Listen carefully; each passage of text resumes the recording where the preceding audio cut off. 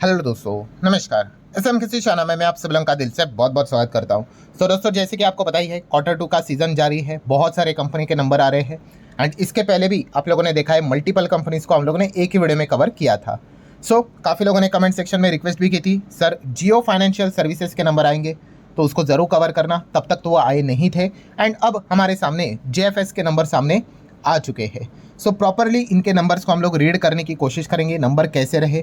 हमेशा इनके नंबर्स में थोड़ा सा एक ट्विस्ट भी होता है, वो भी मैं आप लोगों को ज़रूर बताऊंगा। मतलब आप खुद जब नंबर्स को गो थ्रू करोगे, पढ़ोगे, तो आप भी उस चीज़ को ज़रूर कंसिडर करना। देन मैनेजमेंट ने यहाँ पे क्या कमेंट्री दी है, आगे भविष्य में कंपनी क्या प्लान कर रही है, अभी क्वार्टर टू में कंपनी ने क्या क्या परफॉर्मेंस यहाँ पे दिखाया, क्या कोई पार्टनरशिप की है, सारी चीज़ें कंपनी ने सामने रखी हुई है। स्टेप बाय स्टेप हर चीज़ को कवर करने वाले हैं। तो चलो स्टार्ट करते हैं दोस्तों। सबसे पहले तो आप देख सकते हो, ये इसीलिए मैं दिखा रहा हूँ क्योंकि कभी भी इससे रिलेटेड अगर कोई खबर आई तो याद रखना जियो फाइनेंस को ही इस चीज़ के चलते पॉजिटिव या फिर नेगेटिव इम्पैक्ट पड़ेगा। मतलब क्या है, कंपनी ने यहाँ पे बताया है कि पेरेंट कंपनी मतलब जियो फाइनेंशियल सर्विसेज। इसके अंडर अब आप देख सकते हैं कुल मिला के 7 सब्सिडरीज हम लोग को देखने को मिल रही है। सब्सिडरीज का अर्थ क्या है? यस, ये जो 7 कंपनियां देखने को मिल रही है, इनमें 50% से ज़्यादा का स्टेक जेएफएस का है।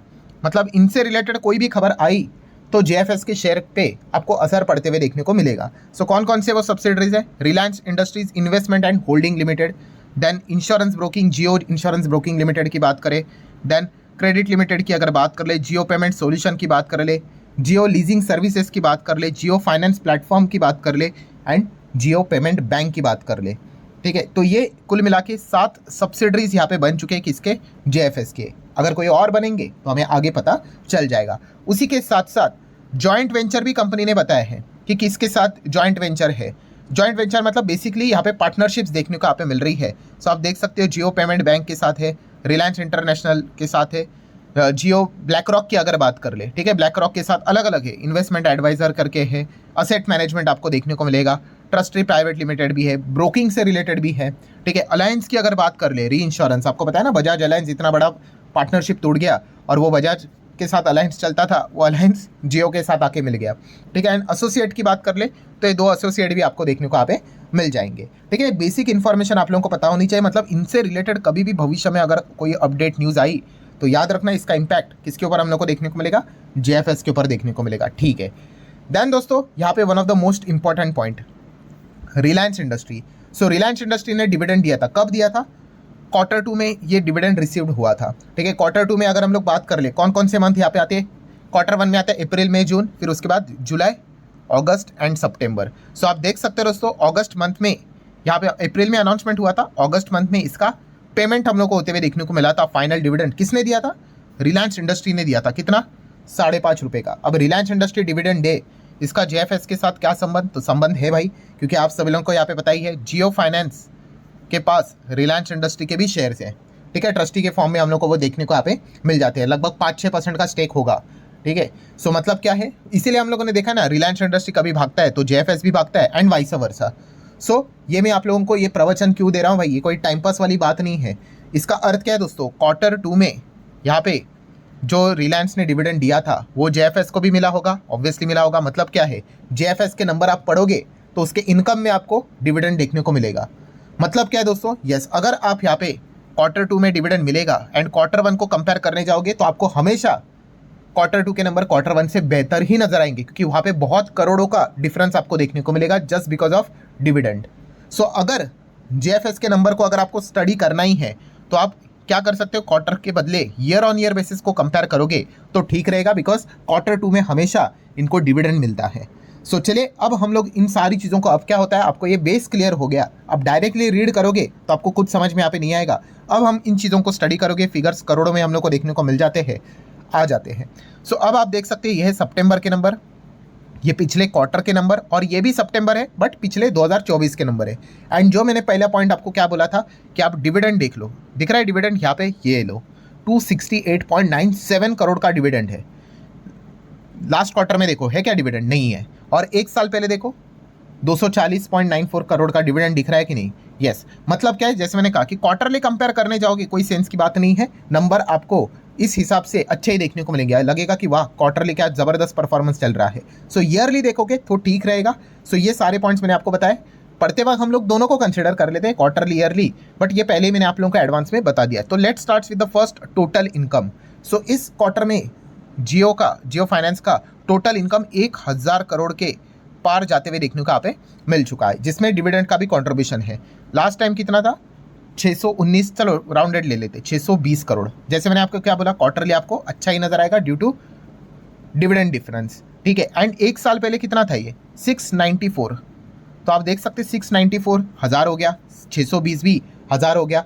तो एक साल पहले भी डिविडेंड देखने को मिलता था, उसको पकड़ कर भी हम कह सकते हैं 694 के बदले 1000 करोड़ हम लोग को जंप देखने को यहाँ पे मिल रही है। मतलब रेवेन्यू की बात कर ले, टोटल इनकम की बात कर ले, अच्छी जंप हम लोग को जरूर देखने को यहाँ पे मिल रही है। इसमें इंटरेस्ट इनकम भी होता है, डिविडेंड इनकम भी होता है, नेट गेन और फेयर वैल्यू चेंजेस भी रहते हैं। Net gain fair value changes का अर्थ क्या होता है कि जियो कौन सी कंपनी है? फाइनेंस वाली कंपनी है। मान लो उन्होंने किसी शेयर में पैसा लगाया होगा, ठीक है, तो वो शेयर का प्राइस ऊपर नीचे होता है कि नहीं, तो करंट लेवल पे उस चीज़ के चलते उनको कितना फायदा नुकसान हुआ है वो उनको मेंशन करके बताना पड़ता है, जो कि इनके बिजनेस में ही आता है, ठीक है। सो इसलिए वो क्या लिखा है, रेवेन्यू फ्रॉम ऑपरेशन के अंडर ही ये सारे हेड्स हम लोग को देखने को मिल जाते हैं। जो अदर इनकम होगा उसको सेपरेटली दिखाना पड़ता है, वो कोई इतना सिग्निफिकेंट नहीं, 21 करोड़ है, that's it. So first point, revenue की बात कर ले, ईयरली क्वार्टरली जंप देखने को यहाँ पे मिल रही है। बट क्या इतने से काम होता है? नहीं भाई, इनकम करके फायदा क्या, खर्चे अगर डबल ट्रिपल होंगे तो। सो खर्चे भी देख लेते, तो टोटल एक्सपेंसेस कितना है? 436 करोड़, 260 करोड़, 146 करोड़। सो यहाँ पे खर्चा ईयरली क्वार्टरली बढ़ते हुए देखने को मिल रहा है। खर्चा बढ़ना क्या कोई पाप है क्या? अरे ऐसा नहीं होता है। बिजनेस को आपको बड़ा बनाना है तो आपके खर्चे भी बढ़ेंगे, प्रोवाइडेड आपके इनकम से खर्चे ऊपर नहीं जाना चाहिए, वरना आप घाटे में जाओगे। सो चलिए आ जाते हैं, इनकम से एक्सपेंस को हटा देंगे, प्रॉफिट मिलेगा या फिर लॉस मिलेगा। सो चलिए देख लेते हैं किधर है प्रॉफिट। प्रॉफिट किधर गया? टैक्स देने का पहला प्रॉफिट आप देख सकते हो, ठीक है, 783, 400 के रेंज में, और 773, ठीक है। मतलब क्या है, क्वार्टरली तो कंपैरिजन है नहीं बिकॉज ऑफ डिविडेंड। ईयरली देखेंगे 773 था, वो 783 देखने को यहाँ पे मिल रहा है, बट ये क्या है, टैक्स देने से पहले। सो चलो टैक्स को हटा देते हैं, तो अब ये प्रॉफिट आपको हर जगह पे देखने को मिलेगा। वो है प्रॉफिट फॉर द पीरियड और द ईयर, कितना है? 695 करोड़, यह है इस वक्त का प्रॉफिट। 3 महीने पहले भाई वो तो अच्छा ही दिखेगा, राउंडेड ले लेते 325, और एक साल पहले जो कंपेरेबल है 689, ठीक है। सो ये इसको तो हटा ही देते हैं, क्वार्टरली अच्छा नजर आएगा। ईयरली देखो 690 के आसपास, 89 के आसपास करोड़ का प्रॉफिट था, 695, मतलब कोई बहुत बड़ा जंप नहीं है प्रॉफिट में। ईयरली देखा गया तो थोड़ा सा ही जंप देखने को मिला है। आप ऐसा भी कह सकते हो ज़्यादा से ज़्यादा 6 करोड़ कमाए एक्स्ट्रा, ठीक है। हाँ, क्वार्टरली देखोगे तो भाई धूम धड़ाकेदार परफॉर्मेंस देखने को मिलेगा, जिसको मैं 10 बार रिपीट कर चुका हूँ because of dividend. So yearly अगर हम लोग बात कर रहे हैं, जो कि सही ढंग से हमें एक पिक्चर देगा, वो यही बता रहा है कि भाई फ्लैट ही परफॉर्मेंस हम लोग को देखने को मिल रहा है। 5-6 करोड़ ज़्यादा यहाँ पे कमाया है, कोई बहुत बड़ी बात है नहीं। देन यही चीज़ आपको अर्निंग्स में, ईपीएस में भी क्लियर कट रिफ्लेक्ट होती हुई देखने को मिलेगी, जो कि आप देख सकते हैं 1.10 का ईपीएस, साल भर पहले भी 1.09 का ईपीएस, थोड़ा सा यहाँ पे बड़ा है 0.1 से। और हाँ, 3 महीने पहले तो हाफ के आसपास ईपीएस देखने को मिलता था, वो तो डबल ही देखने को मिल जाएगा। सो पूरे पिक्चर की अगर हम लोग यहाँ पे बात करें तो क्या समझ में आता है, year on year basis flattish he performance देखने को यहाँ पे मिला है। क्वार्टरली तो कोई कंपैरिजन का सेंस बनता है नहीं।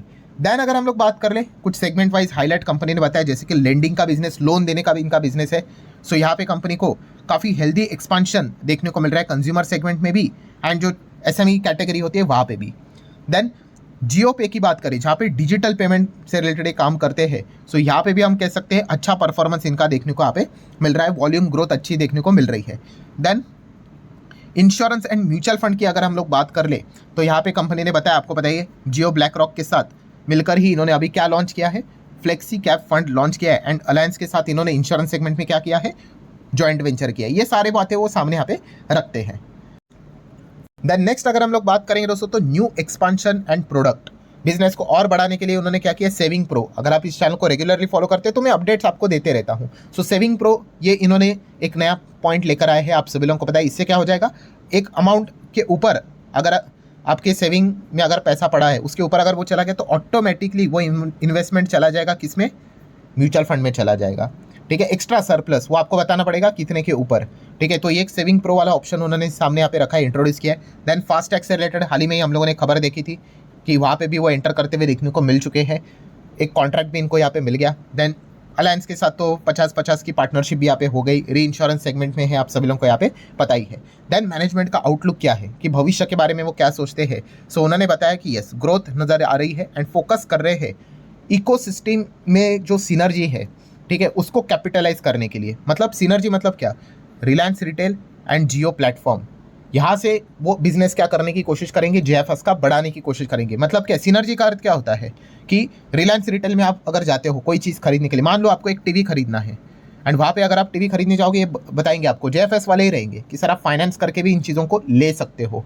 तो इस चीज़ से चलते क्या हो गया, रिलायंस रिटेल के चलते इनका जेएफएस का बिजनेस अच्छा चलते हुए देखने को यहाँ पे मिल रहा है। इसी को पकड़कर वो यहाँ पे क्या कह रहे हैं, बिजनेस को आगे लेके जाने की कोशिश करने वाले हैं। देन अगर हम लोग बात कर लें तो उन्होंने बताया कि और क्या क्या एक्सपांड करने वाले, personal loan, mutual fund, then उसी के साथ साथ इंश्योरेंस, ये बिजनेस है, इसको भी वो ग्रो करने की कोशिश करने वाले हैं। एंड देन अगर हम बात करें डिविडेंड, तो इस वक्त डिविडेंड नहीं, लास्ट टाइम अगस्त में कंपनी ने 0.5 का डिविडेंड अनाउंस यहाँ पे किया था, एंड कोई बोनस बायबैक अनाउंसमेंट कंपनी ने इस क्वार्टर में यहाँ पे नहीं दिया है। सो ठीक है दोस्तों, जितना भी जेएफएस से रिलेटेड जो अपडेट्स है, सारे पॉइंट्स मैंने कवर करके आपको बता दिए। कहाँ पे आप गलती कर सकते हो वो भी मैंने आपको यहाँ पे बता दिया। सो आप भी क्या कर सकते हो, इस कंपनी के नंबर को स्टडी कर सकते हो। लेट्स सी अब मार्केट को ये नंबर यहाँ पे कैसे नजर आते हैं। ईयरली देखा गया तो फ्लैटिश ही परफॉर्मेंस है, एंड क्वार्टरली जैसे मैंने कहा वो हमेशा आपको परफॉर्मेंस Q2 का क्वार्टरली अच्छा ही देखने को मिलेगा। आप इसके पहले के जितने भी पिछले साल का भी उठाकर देख लेना नंबर, वैसा ही देखने को मिल रहा है। सो आशा करता दोस्तों वीडियो हेल्पफुल लगा होगा, सारी बातें क्लियर हो चुकी होंगी। चाहो तो लाइक एंड शेयर कर सकते हो। मिलते हैं नेक्स्ट वीडियो में, तब तक के लिए बाय बाय।